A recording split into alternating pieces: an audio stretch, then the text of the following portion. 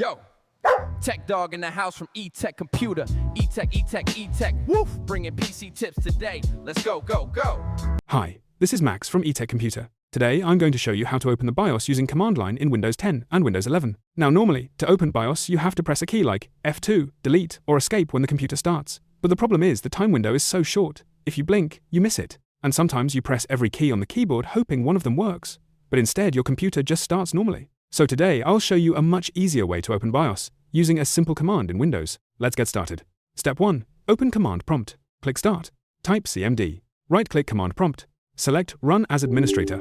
Step 2. Enter the command. Type this command, shutdown space, /R, space /FW, space /T, space 0. Press Enter.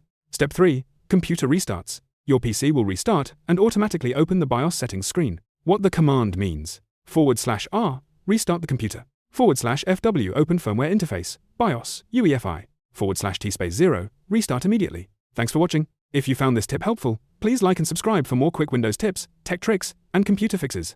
I'll see you in the next video. Yo, that's a tech tip from E-Tech Computer. Thanks for watching. You know the deal. More PC tricks coming real. Like, subscribe, come back again. Tech Dog helping all my friends. E-Tech, E-Tech, E-Tech. Catch you in the next tech check.